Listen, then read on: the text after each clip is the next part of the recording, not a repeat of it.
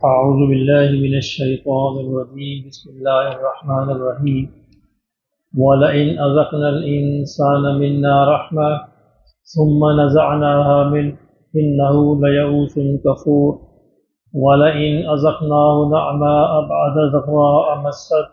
ليقولن ذهب السيئات عني إنه لفرح فخور إلا الذين صبروا وعملوا الصالحات أولئك لهم مغفرة وأجر كبير فلعلك تارك بعض ما يوحى إليك وضائق به صدرك أن يقولوا لولا أنزل عليه كنز أو جاء معه ملك إنما أنت نذير والله على كل شيء وكيل أم يقولون افتراه قل فأتوا بأشر صور مثله مفتريات وادعوا من استطعتم من دون الله إن كنتم صادقين فإن لم يستجيبوا لكم فاعلموا أنما أنزل بعلم الله وأن لا إله إلا هو فهل أنتم مسلمون من كان يريد الحياة الدنيا وزينتها نوفي إليهم أعمالهم فيها وهم فيها لا يبخسون أولئك الذين ليس لهم في الآخرة إلا النار وحبط ما صنعوا فيها وباطل ما كانوا يعملون صدق اللہ العظیم۔ فرمایا کہ وَلَئِنْ أَذَقْنَا الْإِنسَانَ، اگر ہم انسان کو چکھائیں منا رحمہ یعنی اپنی طرف سے اس کو رحمت عطا کریں، سہولت عافیت عطا کریں، ثم نزعناہ منہ اس کے بعد اس سے واپس لے لیں، چھین لیں، انہ لیئوس کفور تو انسان بڑا نا امید، مایوس اور ناشکرہ بن جاتا ہے۔ یہ انسان کی عمومی جو طبیعت ہے، سرشت ہے، مزاج ہے، اس کے بارے میں اللہ نے بتایا۔ انسان کا مزاج یہ ہے کہ رحمت بھی اللہ کی طرف سے آتی ہے، زحمت بھی اس کی طرف سے آتی ہے۔ اگر ہم انسان کو رحمت دے کے، نعمت دینے کے بعد اس سے چھین لیں، انسان اللہ کی ناشکری کرنے لگتا ہے، گویا کہ وہ سمجھتا ہے کہ نعمت اس کا حق تھا،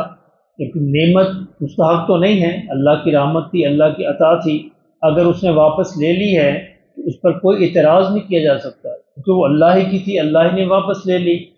فرمایا وَلَئِنْ أَذَقْنَاهُ نَعْمَ بَعْدَ ضَرَّاءَ مَسَّتْهُ، اگر ہم اس کو نعمت یعنی اچھے حالات چکھائیں، بعد ضراء مَسَّتْهُ یعنی برے حالات کے بعد اچھے حالات اس پر بھیجیں، لَيَقُولَنَّ ذَهَبَ السَّيِّئَاتُ عَنِّي تو انسان یہ کہتا ہے کہ دیکھو برائی یا برے حالات مجھ سے دور ہو گئے، یعنی گویا یہ کہنا چاہتا ہے کہ میں نے خود اپنی کوشش سے دور کر لیے۔ انہ لفرح فخور، اور وہ پھر اتراتا پھرتا ہے، شیخی بگاڑتا ہے، گپے لگاتا ہے کہ دیکھو میں نے یوں محنت کی، میں نے یوں محنت کی، میں نے یہ پلانیں کی، میں نے یہ کام کیا تو میرے برے حالات اچھے حالات میں بدل گئے۔ اللہ نے کہا ایسا نہیں ہے، برے حالات کا بدلنا بھی میرے ہی قبضہ قدرت میں ہے، اچھے حالات کے بعد برے حالات کا آنا بھی وہ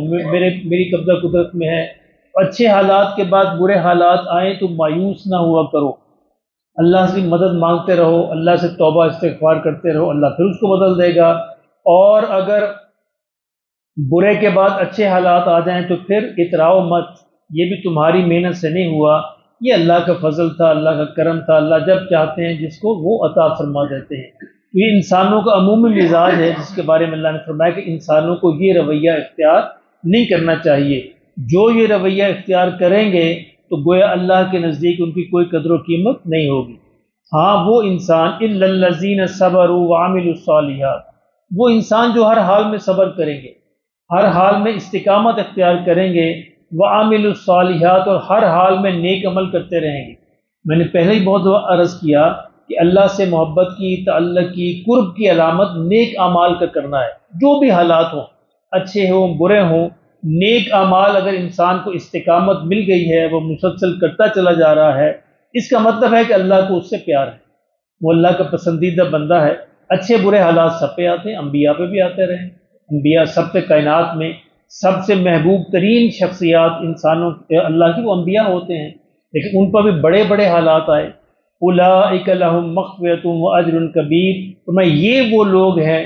جو نیک اعمال پر استقامت اختیار کریں گے ہر حال میں، ان کے لیے مغفرت بھی ہے اور بہت بڑا اجر بھی ہے۔ اور جو اس کے بالمقابل جو پہلے والا رویہ اختیار کریں گے، فرمایا ان کے لیے پھر کچھ بھی نہیں ہے۔ فلعلک، اب یہ درمیان میں انسانوں کے مزاج کے بارے میں بات تھی، اصل بات چل رہی تھی قرآن مجید کے بارے میں کہ قرآن اللہ کا کلام ہے، اور کفار اس کے بارے میں جو باتیں کرتے تھے، اعتراض کرتے تھے، ان کی بات چل رہی تھی۔ اب دوبارہ بات پھر وہیں پہ لوٹ آئی ہے، فرمایا کہ فلعلک تارک بعض ما یوحی الیک، کہ ہو سکتا ہے شاید ایسا نہ ہو کہ آپ کے دل میں آ جائے کہ آپ کی طرف جو وحی کی جاتی ہے میں اس کا کچھ حصہ چھوڑ دوں۔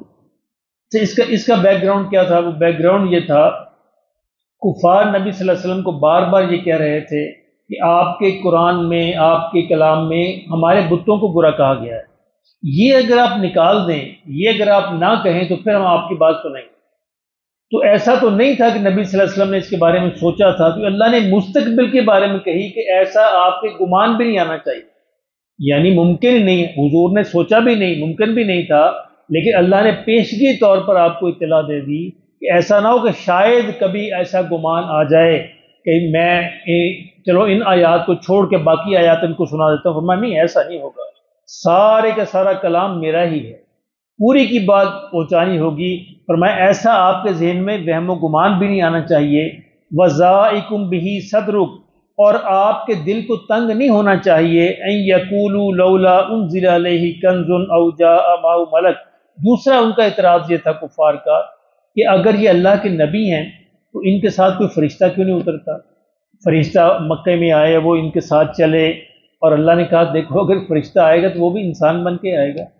تم فرشتے کی اصلی شکل تم دیکھ ہی نہیں سکتے، تم برداشت نہیں کر سکتے، پھر یہ کہو گے یہ جادو ہے، یہ کیا ہے، یہ کون سا فرشتہ ہے، یا اس پر آسمانوں سے خزانے نازل ہوتے تو میں یہ بھی اعتراض کر دیں گے، وہ کہیں گے کہ تمہارے ساتھ خزانے کیوں نہیں اترے اور فرشتہ کیوں نہیں اترا، تو آپ کیا کہیں؟ انما انت نذیر، کہ میں تو بھائی ڈرانے والا ہوں، بس پہنچانے والا ہوں۔ جیسے میں نے پہلے بات کیا تھا، نبی کا کام پہنچانا ہے، اس کو دو کام ہے پہنچانے کے، نذیر اور بشیر، ڈرانا اور خوشخبری دینا، جنت اور جہنم، جنت اور جہنم، یہ بتانا کہ تمہارے ساتھ یہ معاملہ پیش آئے گا۔ فرمایا یہ جو بھی اعتراض کرتے رہیں، جو بھی آپ سے توقع کریں، آپ ان کو بتا دیں انما انت نذیر، کہ میں تو صرف نذیر ہوں بھائی، میں امبیسڈر ہوں، میں سفیر ہوں اللہ کا، اس سے آگے میرا کوئی کام نہیں، باقی اللہ تم سے خود ہی نپٹ لے گا۔ واللہ علی کل شیء وکیل، ہر چیز کا نگران تو اللہ ہی ہے، میرا کام ہے پہنچا دینا، میرا کام ہے تمہیں بتا دینا، باقی اللہ خود کارساز ہے، اللہ خود میں نبٹ لے گا۔ ام یقولون افطرا، فرمایا آپ ان سے یہ فرمائیے اگر یہ کہتے ہیں کہ یہ قرآن تم نے خود گھڑ لیا ہے معاذ اللہ، قل فاتوا بعشر سور مثلہ مفتریات، تو آپ ان کو بتا دیجئے کہ تم اس طرح کی 10 صورتیں گھڑ کے لے آؤ، اگر یہ گھڑا ہوا ہے تم بھی گھڑ لو، یعنی اس میں تو کوئی پابندی نہیں ہے، اگر گھڑنے کی بات ہے انسان گھڑ سکتے ہیں اس کو، تو تم 10 صورتیں گھڑ لو، یہ پہلے کا اعلان۔ اس کے بعد یہ سورہ بقرہ میں کہا گیا کہ ایک ہی صورت لے آؤ، سورہ بقرہ میں تو دوسرا کہا گیا کہ 10 نہیں، ایک ہی بنا کے دکھا دو۔ قل فاتوا بعشر سور مثلہ مفتریات،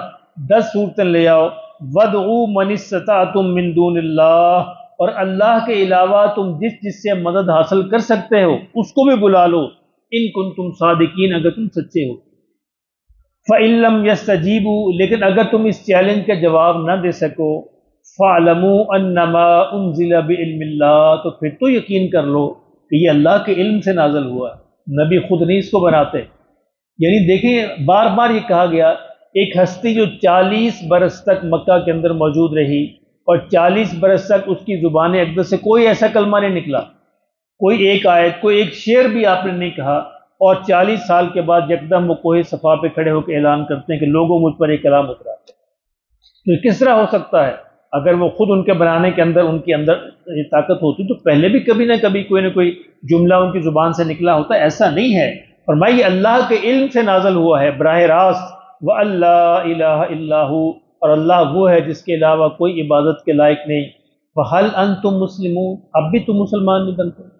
اب بھی تمہیں سمجھ نہیں آتی، اب بھی تم اس بات کو قبول نہیں کرتے اتنی ساری باتوں کے باوجود۔ فرمایا ان کا مسئلہ اصل میں دنیا ہے،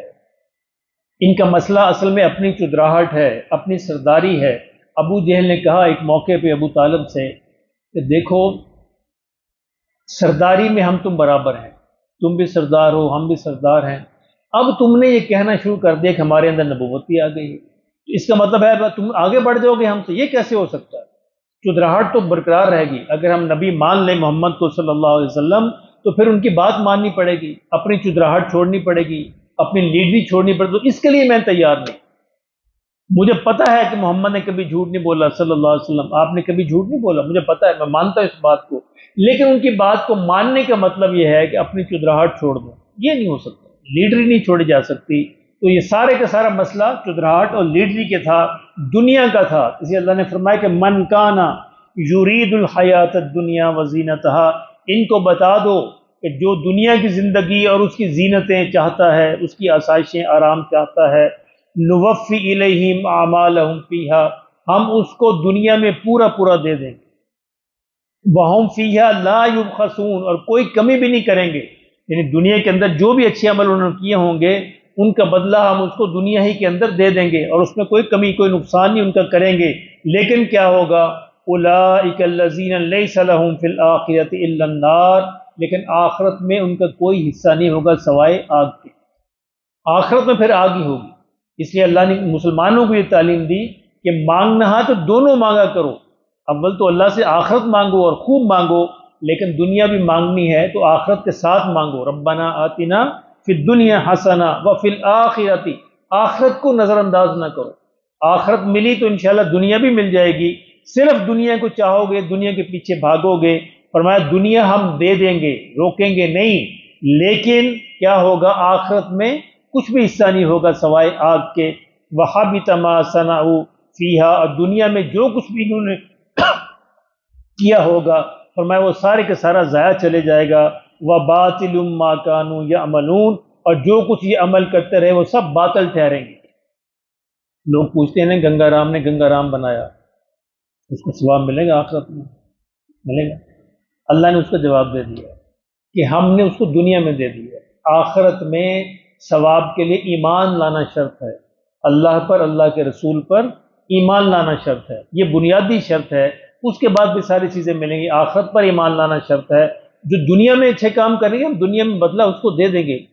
اس کو محروم نہیں کریں گے، کوئی نقصان بھی نہیں کریں گے، لیکن آخرت میں سوائے آگ کے ان کے پاس کچھ نہیں ہوگا، اور دنیا میں جو کچھ کیا ہوگا آخرت کے اعتبار سے وہ سب ضائع چلا جائے گا۔ اللہ پاک ہمیں بھی سمجھ نصیب فرمائے۔